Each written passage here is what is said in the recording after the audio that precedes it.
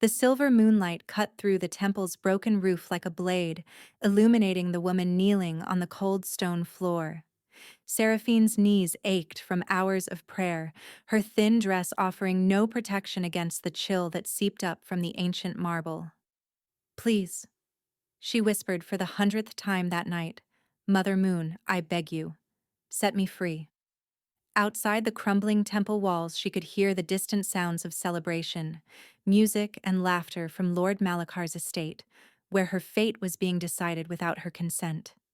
Tomorrow, she would be sold. Not at a common auction block, but in the refined cruelty of noble bargaining. Lord Malakar had grown tired of her, the orphaned ward his household had been burdened with since her father's death. The debts her father left behind made her little more than property to be traded. Seraphine pressed her forehead to the stone, tears streaming silently down her cheeks. "I'll do anything," she breathed. "Accept any fate. Just not this. Not him." He was Lord Varen, a man 3 times her age with cold eyes and a reputation that made servant girls disappear. He had offered the highest price for her hand, and Malakar had accepted without hesitation. The moonlight suddenly intensified, flooding the temple with silver brilliance. Seraphine gasped, raising her head. For a moment, just a moment, she could have sworn she saw a woman's figure in the light, ancient, beautiful, and terrifying. "Your prayer is heard, child. But freedom has many forms. Be careful what you wish for." The vision vanished. Seraphine blinked, her pulse racing. Had she imagined it? The exhaustion, the fear, the hunger. Perhaps her mind was breaking under the strain. A commotion outside shattered her thoughts. Shouts, the clash of steel, and then screams. Seraphine scrambled to her feet, pressing herself against the temple wall as the sounds of violence grew closer. The temple doors burst open. Men poured through, not Malakar's guards, but strangers in dark leather armor, moving with a predatory grace that made her blood freeze. Raiders. The northern territories had been restless for months, but no one believed they would strike this deep into the kingdom. Seraphine tried to run, but rough hands caught her arm and dragged her into the chaos outside. The village was burning. Malakar's estate was under siege, flames licking at the windows where moments ago nobles had been dancing. She was thrown to her knees in the courtyard, surrounded by other captured villagers. The raiders moved among them, separating the young from the old with brutal efficiency. "This one." A boot nudged her chin upward, forcing her to look at the man who had spoken. He was enormous, towering over the other raiders, with shoulders broad enough to block out the burning sky behind him. A scar ran from his left temple to his jaw, and his eyes. Gods. His eyes were the color of molten amber, almost gold in the firelight. Crouched before her, studying her face with an intensity that made her skin prickle. "What's your name?" His voice was deep, rough, accented in a way she couldn't place. Seraphine refused to answer, meeting his gaze with all the defiance she could muster. She would not cower. Not to Malakar, not to Varen, and not to this savage. Something flickered in those amber eyes. Surprise? Respect? "Brave," he murmured. "Foolish, but brave." He rose and turned to his men. "This one comes with me." "Kale." Another raider approached, his tone urgent. "We don't have time. The king's soldiers are half a day's march away. We need to take what we came for and go." The man called Kale didn't take his eyes off Seraphine. Plans change. Before she could protest, she was lifted over his shoulder like a sack of grain. Seraphine screamed, kicked, clawed at his back, but he moved as if she weighed nothing, carrying her toward a massive black horse waiting at the edge of the burning village. "Let me go!" she shrieked. "I'm nobody. I'm worth nothing to you." Kale paused, turning his head slightly. "You're wrong about that," he said quietly. Then he mounted the horse with her still struggling in his grip and spurred the beast into the darkness. They rode through the night. Seraphine fought until exhaustion claimed her, until her fists grew weak and her screams faded to whimpers. The man holding her said nothing, but at some point, his grip shifted from restraint to something almost protective, cradling her against his chest as the horse thundered north. When dawn began to bleed across the horizon, they reached a camp hidden in the foothills of the Valkyr Mountains. Tents stretched across a shallow valley, hundreds of them, and the people who emerged to greet the returning raiders were not the savages Seraphine had expected. There were women and children, elders tending cook fires, young men practicing with wooden swords. A community, a clan. Kyle dismounted, pulling her down with him. His men gathered around, speaking in that same strange accent, casting curious glances at her. "Take her to my tent," Kale ordered. "See that she's fed and given clean clothes. No one touches her. No one speaks to her. Is that clear?" The command in his voice was absolute. The men obeyed instantly. As Seraphine was led away, she looked back over her shoulder. Kale stood watching her, those amber eyes never wavering. And in that moment, with the rising sun turning his dark hair to bronze and the mountain wind whipping his cloak around him, she saw something that made her stumble. The other raiders were bowing. Not casually, but deeply. Reverently. The man who had stolen her from her burning village wasn't just a raider. He was their king. 3 days passed in Kale's tent, and Seraphine learned nothing. The space was surprisingly comfortable, thick furs covering the ground, a brazier that kept the mountain chill at bay, and meals that arrived 3 times daily, far better than anything Malachar had ever allowed her. But comfort meant nothing when she was still a prisoner. She paced the tent's confines like a caged animal, counting the steps, testing the canvas walls for weaknesses, and plotting escape routes that dissolved the moment she remembered she was surrounded by warriors in unfamiliar territory. The worst part was the silence. No one spoke to her, just as Kale had ordered. Servants brought food and water with downcast eyes. Guards changed shifts outside her tent without a word. She was drowning in questions with no one to answer them. Why had he taken her? What did a northern king want with a worthless ward? And why, when she closed her eyes at night, did she see those amber eyes burning in the darkness? On the 4th morning, the tent flap opened and Kale entered. Seraphine scrambled backward, pressing herself against the far canvas wall. He looked different in daylight, less like a demon from her nightmares and more like a man. A terrifyingly large man with a predator's grace, but a man nonetheless.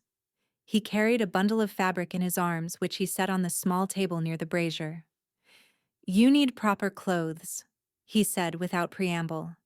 "The mountain winter is coming. That dress will kill you." "Then let me go home and it won't be your concern."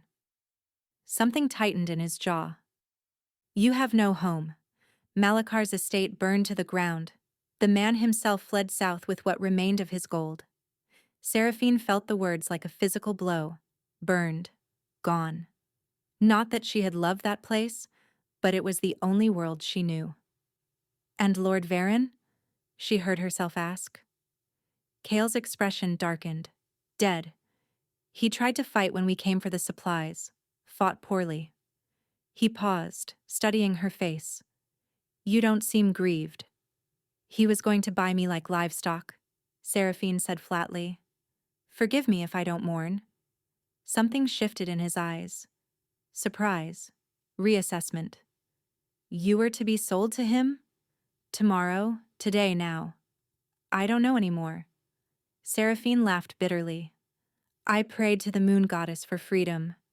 I suppose this is her idea of a jest. Trading one cage for another." Kale went very still. "What did you say?" "I said I prayed for—" "To whom?" Seraphine frowned at the intensity in his voice. "The moon goddess. The night you attacked, I was in her temple begging her to save me from that marriage."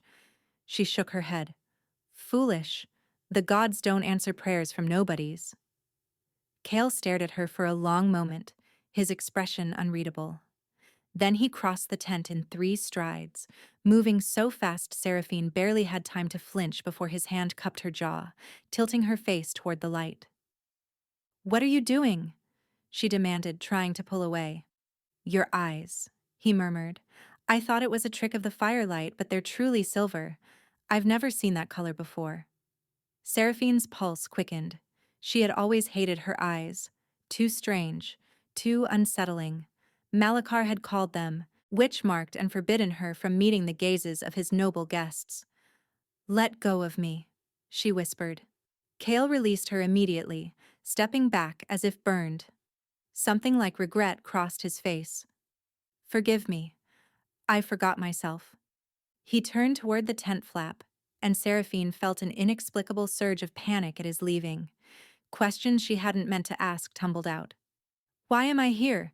What do you want from me? Kale paused, his back still turned. I don't know yet. That's not an answer. He looked at her over his shoulder, and for just a moment, she saw something beneath the king's mask. Uncertainty, confusion, and something that looked almost like fear. No, he agreed quietly. It isn't. Then he was gone, leaving Seraphine alone with more questions than before, and the lingering warmth of his touch still burning on her jaw.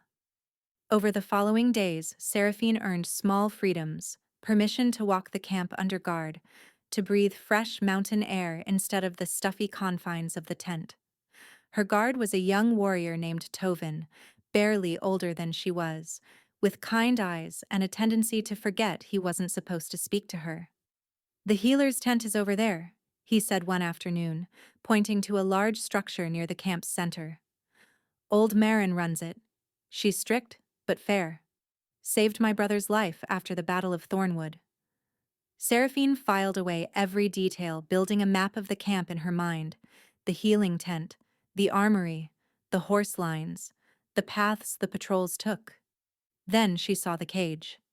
It sat at the edge of camp, iron bars glinting dully in the pale sunlight. Inside, a figure huddled against the cold. A woman, Seraphine realized with a shock. A woman with matted dark hair and bruises visible even from a distance. Who is that? Seraphine demanded. Tovin's face closed off. Nobody. She's clearly somebody. Why is she caged like an animal? She's a traitor, Tovin said reluctantly. Alara. She was one of us once, part of the inner circle. Then she sold information to the Southern King. Good people died because of her. Seraphine stared at the cage. The woman, Alara, had raised her head, and their eyes met across the distance. Even from here, Seraphine could see the hollow desperation in her gaze. She knew that desperation. She had felt it kneeling on the temple floor, begging for any escape from her fate. That night, Seraphine couldn't sleep. She lay on the furs, staring at the tent's ceiling, thinking about cages, iron ones and invisible ones. A sound outside her tent made her freeze. Footsteps, too light to be a guard's patrol. Then a shadow passed across the canvas and the tent flap rustled. Seraphine sat up, pulse quickening. Kale slipped inside, silent as smoke. He was dressed simply, without the armor or weapons she usually saw him wearing. In the dim glow of the dying brazier, he looked almost vulnerable. You should be asleep, he said quietly. You should knock. Seraphine shot back, pulling the furs higher. What do you want? He didn't answer immediately. Instead, he moved to the brazier and added fuel, coaxing the flames back to life. The firelight caught the sharp planes of his face, the scar that ran like a river of shadow down his cheek. I saw you today, he finally said, watching Alara's cage. Seraphine's mouth went dry. Is that a crime? No, but the way you looked at her, like you recognized something in her. He turned to face her. Tell me about your prayer to the moon goddess. Every detail. It wasn't a request, but somehow it didn't feel like a command either. More like a plea. Seraphine found herself speaking before she could stop herself. The temple. The moonlight. The woman's voice that might have been a dream. Kale listened without interrupting, his expression growing more intense with each word. When she finished, silence stretched between them. What does it mean? Seraphine asked. Why do you care about my desperate prayers? Kale's hands curled into fists at his sides. Because among my people, the moon goddess isn't just a figure in old stories. She's real. She speaks to us. She chooses our fates. He paused, and when he spoke again, his voice was rough. And she chooses our mates. The word hung in the air between them. Mates. I don't understand, Seraphine whispered. Kale stepped closer, and she could see the war raging behind his eyes, duty against desire, logic against something far more primal. Neither do I, he admitted, but since the moment I saw you in that burning village, something inside me recognized you. My wolf recognized you. Your wolf? He smiled then, but it was a bitter thing. There's much about my people you don't know, Seraphine. Much I should tell you, but not tonight. He retreated toward the tent flap. Tonight, just know that you're not my prisoner. You never were. Then what am I? Kale looked back at her, and the raw honesty in his face stole her breath. I don't know yet, but I intend to find out. He vanished into the night, leaving Seraphine trembling among the firs with a single word echoing in her mind: mates. The next morning, everything changed. Seraphine woke to shouting, the thunder of hooves, and the acrid scent of smoke. She threw on the mountain clothes Kale had provided, soft leather breeches, a wool tunic, fur-lined boots, and burst from the tent into chaos. The camp was mobilizing for war. Warriors streamed toward the horse lines, strapping on armor as they ran. Women hurried children into the central tents, and above it all, Kale's voice cut through the noise, issuing commands in that strange northern tongue. Seraphine caught Tovin's arm as he rushed past. What's happening? Southern Army, he gasped. 3 legions, maybe more. They've crossed the Valkyr Pass. They'll be here by nightfall. 3 legions? Seraphine's blood went cold. That was thousands of soldiers. Can you fight that many? Tovin's jaw tightened. We'll die. Trying. He pulled away and ran toward the horse lines, leaving Seraphine standing in the middle of the churning camp. She should have been relieved. The Southern King's army had come. Her people. Her kingdom. They would rescue her from these northern savages, return her to civilization. So why did her chest ache at the thought of Kale riding into battle? Why did her feet carry her toward him before her mind could object? She found him near the command tent, surrounded by his war council. He looked every inch the king now, armor gleaming, a massive sword strapped to his back, his face carved from stone. When he saw her approaching, something flickered in his expression. Get her to the evacuation group, he told one of his lieutenants. She goes with the women and children to the mountain sanctuary. No. Seraphine pushed through the startled warriors until she stood before him. I'm not running. This isn't your fight. Then whose fight is it? She gestured at the camp around them. These people took me, yes, but they also fed me, clothed me, and kept me safe. I've seen the children playing in the meadows, the elders telling stories by the fire. Her voice cracked. They're not monsters, whatever the Southern King claims. Kale stared at her as if seeing her for the first time. You would stay? Risk your life for people you've known barely a fortnight? I would stay, Seraphine said, because I'm tired of running. Tired of being powerless while others decide my fate. She met his eyes, those depths that haunted her dreams. Let me help. There must be something I can do. For a long moment he said nothing. Then, so softly only she could hear, why do you make everything so complicated? Before she could answer, a horn blast shattered the air. One of the scouts came racing into camp on a lathered horse. They're not waiting for nightfall, he shouted. The legions are force marching. They'll reach us within the hour. Kale's expression hardened into battle readiness. He turned to his council, issuing rapid orders that sent warriors sprinting in all directions. When he looked at Seraphine again, his mask was firmly in place. Go to the healer's tent, he said. Old Marin will need help with the wounded. That's how you can serve. It wasn't what she wanted. She wanted to stay by his side, though she couldn't explain why. But she nodded. As she turned to go, his hand caught her wrist. Seraphine. She looked back. His thumb traced a small circle on her pulse point, and she felt the touch like fire through her entire body. Stay alive, he said roughly. Whatever happens, stay alive. Then he released her and strode toward his waiting army without looking back. Seraphine watched him go, her wrist still tingling, emotions she couldn't name flooding through her. Mates, he had said. She still didn't fully understand what that meant, but as she ran toward the healer's tent, she knew one thing with sudden, terrifying certainty. If Kale died today, something inside her would die with him. The battle began within the hour. Seraphine worked beside old Marin in the healer's tent, her hands quickly learning to clean wounds, apply poultices, and hold down screaming men, while the elderly healer set broken bones. The sounds of combat were distant at first, clashing steel, war cries, and the occasional boom that Marin called Southern fire powder. Then the wounded started arriving. They came in waves, carried by their brothers in arms, some walking under their own power despite horrific injuries. Seraphine lost track of time, lost track of herself. There was only the next patient, the next wound, the next life, hanging in the balance. You're a natural, Marin observed during a brief lull, her weathered face streaked with blood that wasn't her own.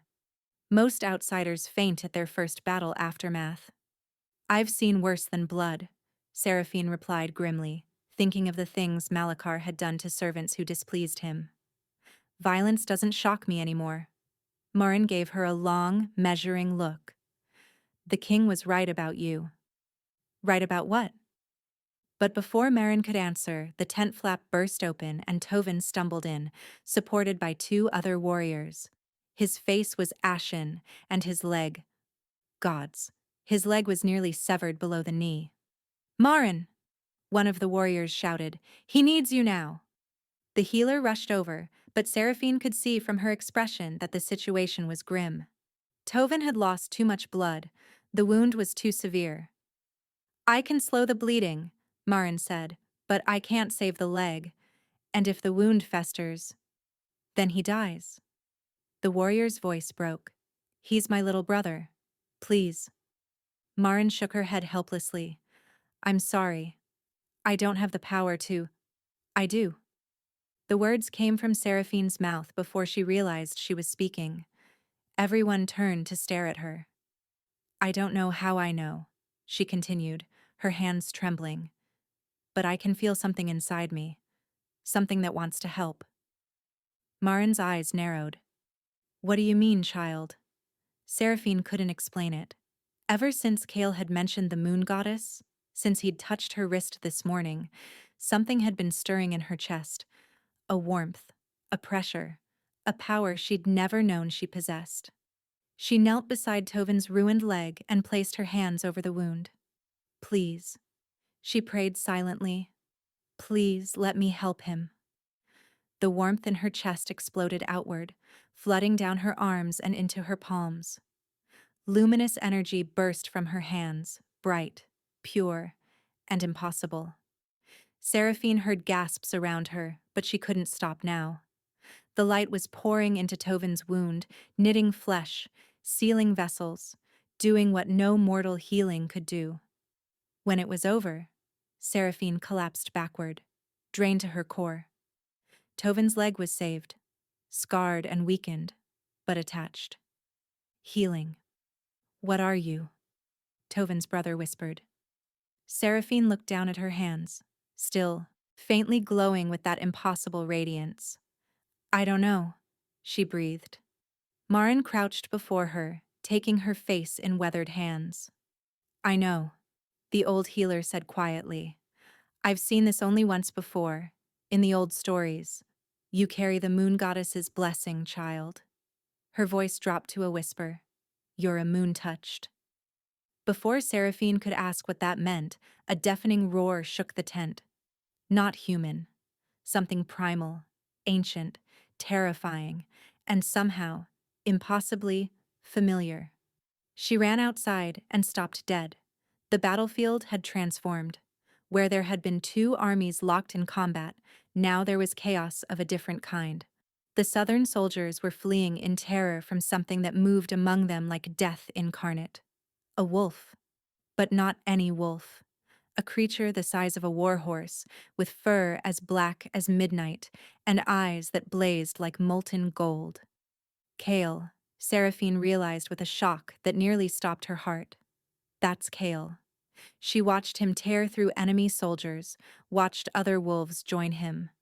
His warriors, she understood now, all of them capable of this impossible transformation. This was what he'd meant. My wolf recognized you. Seraphine's legs gave out beneath her as the full truth crashed over her. She hadn't been captured by raiders. She had been claimed by wolf shifters, and their king believed she was his fated mate. The battle ended at dusk. Seraphine stood at the edge of the healer's tent, watching the wolves return. One by one they crossed the blood-soaked field and shifted, bones cracking, fur receding, until men and women stood where beasts had been moments before. Naked, exhausted, but alive. She searched for the massive black wolf, her pulse thrumming against her ribs. Where is he? Where is Kale? Then the crowd parted. Kale walked through his people, still in human form, wearing only a cloak someone had thrown over his shoulders. Blood covered him, some his own, most belonging to enemies. His gaze swept the camp until it found her. The world narrowed to the space between them. He crossed the distance in long strides. When he reached her, he stopped close enough that she could feel the heat radiating from his skin. "You're alive," he said roughly. "So are you." His hand rose to her face, hovering just above her cheek, not quite touching. "They told me what you did. Tovin's leg? The light." His voice dropped. "They told me what Marin called you." "Moon touched," Seraphine whispered. "I don't know what it means." "It means the goddess has marked you." His eyes blazed with something fierce. "It means I was right." "Right about what?" "About you being mine." The possessiveness in his voice should have frightened her. Instead, it sent heat flooding through her veins. "I'm not anyone's property," she managed. "No." His hand finally made contact, cupping her jaw with devastating gentleness. "You're not property. You're my equal, my match, the other half of my soul that I've been searching for since I came of age." Seraphine's breath caught. "You don't even know me." "I know you prayed for freedom and received power instead. I know you stayed to help strangers when you could have fled." His thumb traced her lower lip. "And I know you feel this thing between us, even if you don't understand it yet." She did feel it. Fire in her blood, lightning in her bones. Every inch of her skin ached to press against his. "This is impossible," she whispered. "Yes, completely impossible." "Kale." A sharp voice shattered the moment. "We need you at the council tent, now." His eyes held hers for one more heartbeat, burning with promise. "This isn't over," he said quietly, not even close. Then he was gone, leaving Seraphine trembling in the twilight. That night, Seraphine couldn't sleep. She lay in her tent, replaying every word Kale had spoken. "The other half of my soul." How could a stranger be her soul's match? But he didn't feel like a stranger. When he touched her, something ancient and instinctive recognized him. A rustling made her sit up. The flap parted, and a figure slipped inside. Not Kale, but Alara, the prisoner from the cage. Seraphine scrambled backward. "How did you—" "The battle chaos. Guards were needed elsewhere." Alara crept closer, desperation in her eyes. "You have to understand what they're not telling you." "Why should I trust a traitor? I'm a survivor." She gripped Seraphine's arm. "You think you're special to him? You think you're the first woman he's claimed as his fated mate?" Seraphine's blood went cold. "What?" There was another. Isolde. Beautiful. Powerful. devoted to him completely. Ilara's voice dropped. She's dead now. The goddess rejected their bond. They say the cavern itself turned against her, burned her alive before they could complete the ritual. You're lying. Ask them about the claiming ritual. Ask what happens when the goddess decides a pairing is wrong. Ilara moved toward the exit. You're not his destiny, girl. You're his next victim. Run while you still can. She vanished, leaving Seraphine alone with poisonous doubt. Dawn found Seraphine marching to the council tent. She pushed through the entrance, ignoring the guards. Kale sat at the head of a long table surrounded by advisors. I need to speak with you. Alone. The council filed out reluctantly. When they were alone, Seraphine faced him. Tell me about Isolde. Kyle went very still. Where did you hear that name? Is it true? Was there another woman? Did she die? The silence stretched unbearably. Yes. Seraphine felt the word like a wound. And you didn't think to mention this? It wasn't the same. He ran a hand through his hair. Isolde was chosen by the elders, not my wolf. A political alliance. Neither of us felt the true bond. When the goddess saw the lie in our hearts, she rejected us the moment we entered the cavern. And Isolde died. I nearly died too. I survived because of my alpha bloodline. He took her hands. What I feel for you isn't politics. My wolf recognized you instantly. I would never force you into the ritual. The choice will always be yours. And if I choose to leave? Pain flickered across his face.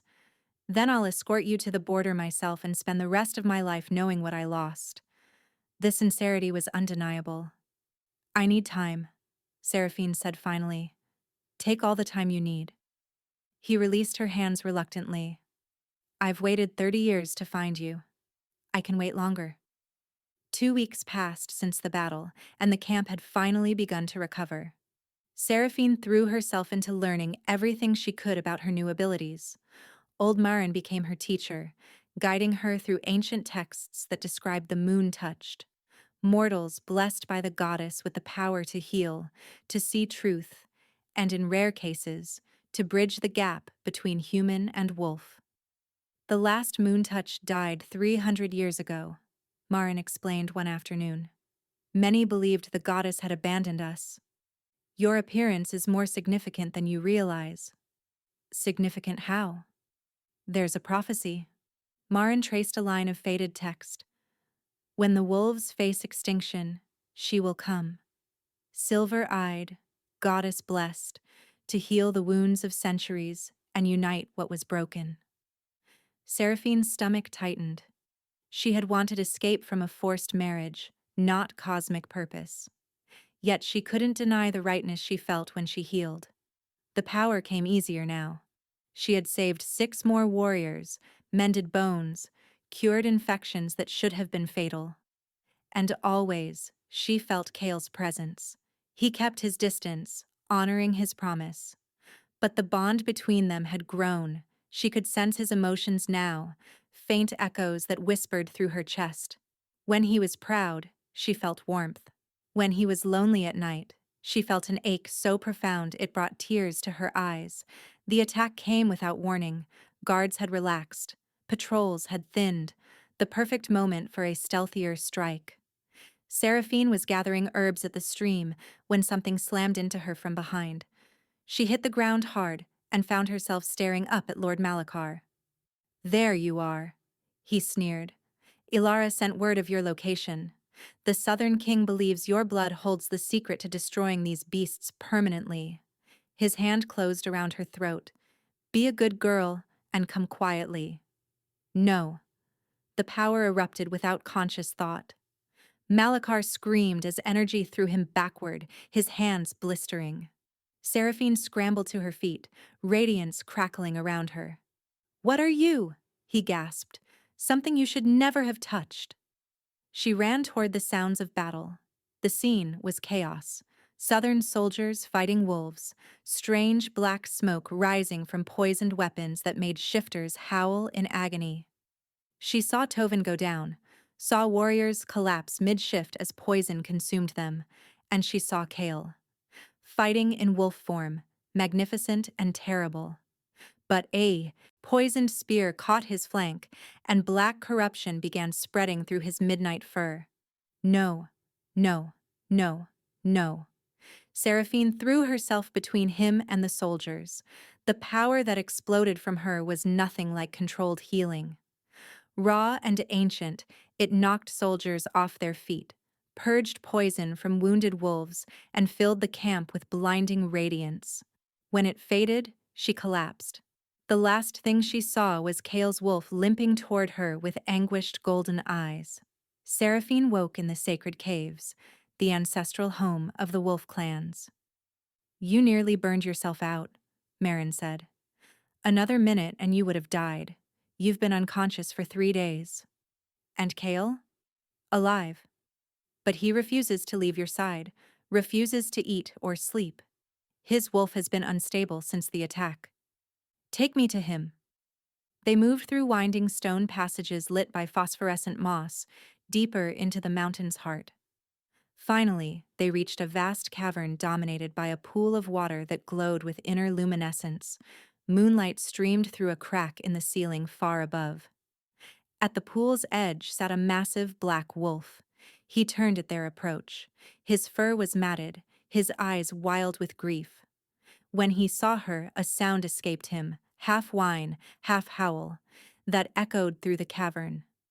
"He thought you were dying," Marin said quietly. "The bond let him feel your life force fading. It broke something in him." Seraphine released Marin's arm and walked toward him on unsteady legs. "Kale." He didn't shift back. Instead, he pressed his massive head against her stomach.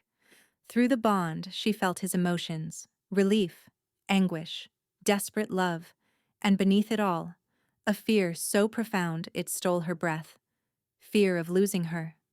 Seraphine sank to her knees, wrapping her arms around his neck, burying her face in his fur. "I'm here," she whispered.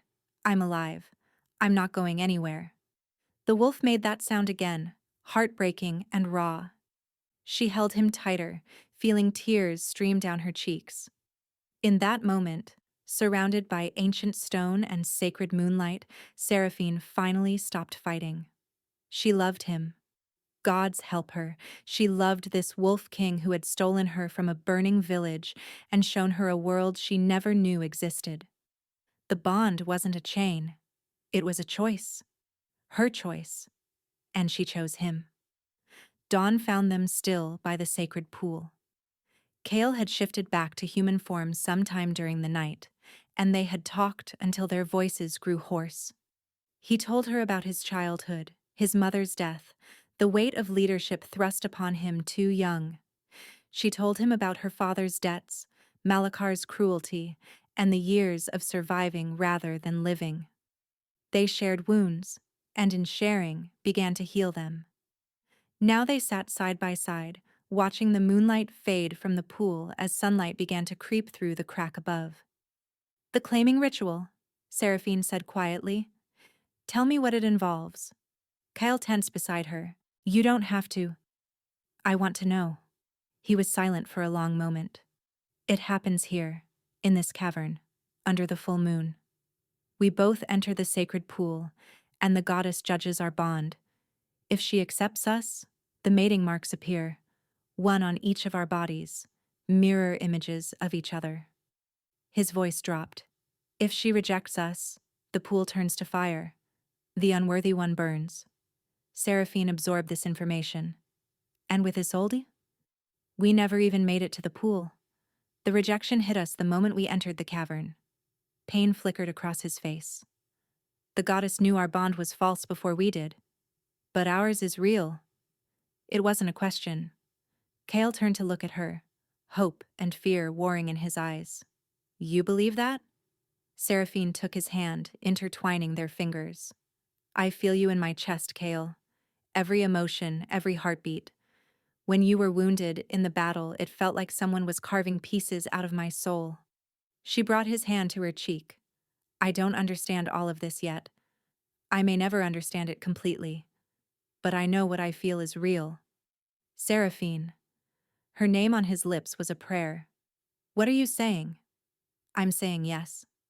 She smiled through the tears threatening to spill. I choose you.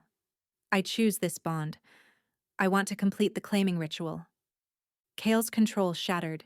He pulled her into his arms, kissing her with desperate passion, years of loneliness and longing pouring through the contact.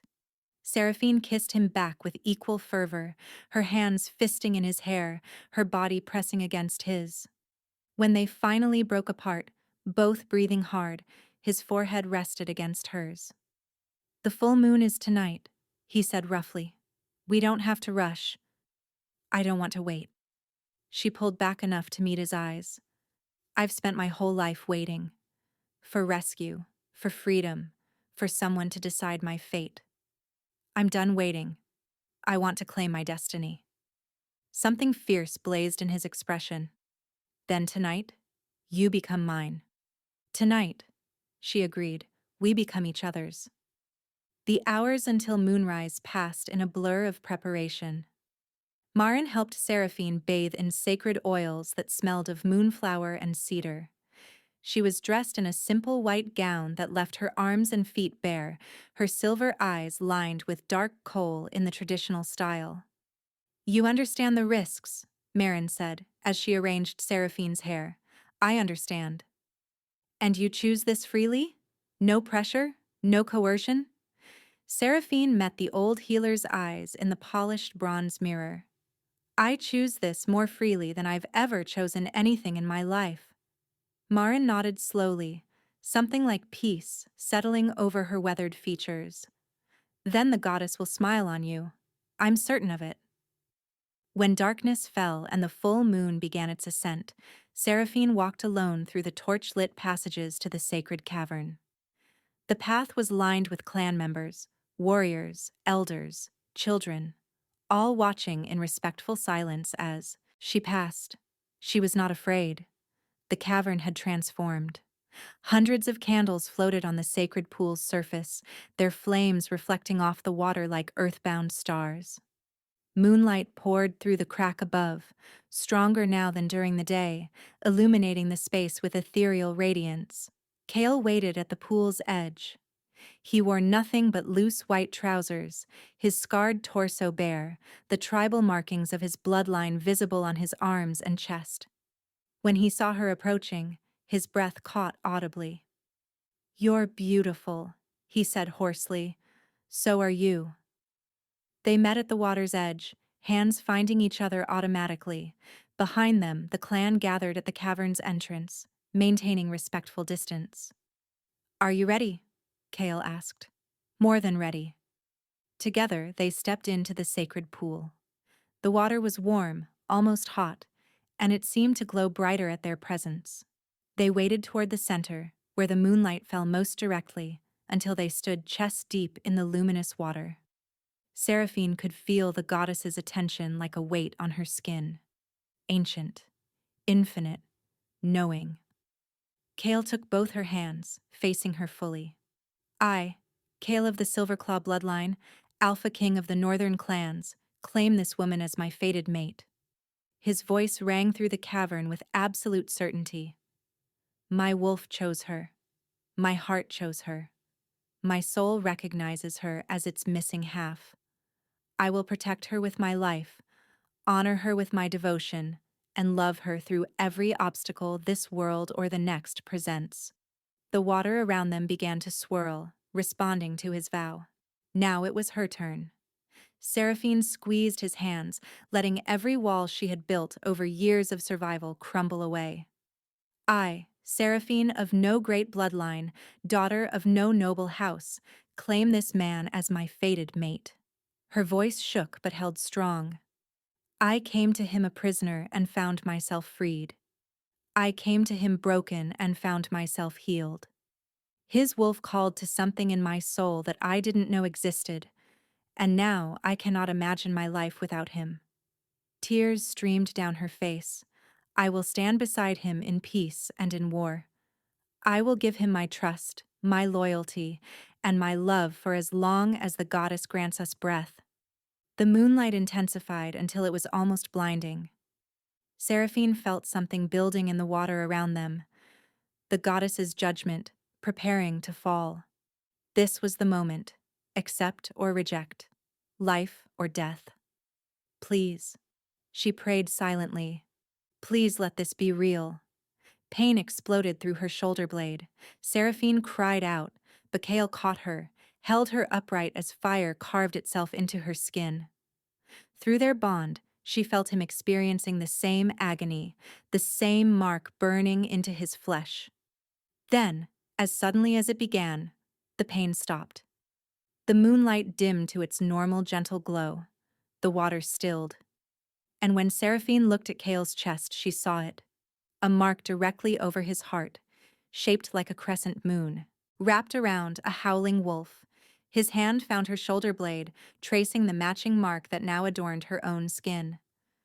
She accepted us, he breathed, wonder filling his voice. The goddess accepted us. Joy exploded through Seraphine, her own and his, magnified through the completed bond until she couldn't tell where her emotions ended and his began. They were no longer two separate souls. They were one. A howl rose from the cavern's entrance as Kale's wolf spirit sang its triumph. The clan took up the cry, dozens of voices raised in celebration that echoed off the ancient stones. But Seraphine barely heard them. She was too busy pulling her mate, into a kiss that said everything words could not. When they finally broke apart, Kale lifted her easily into his arms. "Where are we going?" she asked, laughing. "Away from here." His eyes blazed with possessive heat. "I have waited 30 years to find you, Seraphine. I intend to spend the rest of the night showing you exactly what that means." She wrapped her arms around his neck, pressing her lips to his ear. "Then stop talking and start showing." His growl of response vibrated through both their bodies. Behind them, the sacred pool glowed with the goddess's blessing as the Alpha King carried his moon-touched mate into their future together. 1 month later, the northern clans gathered for the coronation. Seraphine stood on the stone dais beside Kale, wearing robes of silver and white that matched the mark on her shoulder. Below them, thousands of faces looked up, warriors and healers, elders and children, wolves and humans united under one banner. 1 month ago, she had been a nameless ward, praying for escape from an unwanted marriage. Now she was a queen. The crown that settled on her head was wrought of silver and moonstone, delicate but strong. Kale's matching crown was darker, forged from the iron of ancient weapons, but their hands remained intertwined throughout the ceremony. "Can you believe this?" she asked through their bond. "Every day," he replied. "I believe it every time I wake up beside you." When the ritual words were spoken and the clan's allegiance pledged, Kale raised their joined hands to the sky. "I present to you Seraphine, moon-touched queen of the northern clans, blessed of the goddess, healer of wolves, and light of my soul." The roar that answered shook the mountains themselves. Later that night, standing on the balcony of their chambers in the mountain fortress, Seraphine looked up at the full moon and smiled.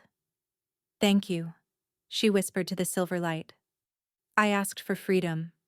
You gave me something better. You gave me home." Arms wrapped around her from behind, pulling her against a warm, solid chest. "Talking to the goddess again?" Kale murmured against her hair. "Thanking her." "For what?" Seraphine turned in his arms, looking up at the face she loved, scarred, fierce, and unbearably tender when he looked at her. "For not giving me what I asked?" "For..." She rose on her toes to kiss him softly. "For giving me what I needed instead." Kale's arms tightened around her, and through their bond she felt his love, vast as the sky, deep as the mountain caves, eternal as the moon itself. She had begged the goddess for freedom. She had found something infinitely more precious. She had found where she belonged. Thank you so much for listening. I hope you enjoyed Seraphine and Kale's story. If you'd like to listen on the go, All my stories are also available on Spotify under my channel name. You'll find the link in the description below. A big thank you to everyone who's subscribed. Your support truly means the world to me. Until next time.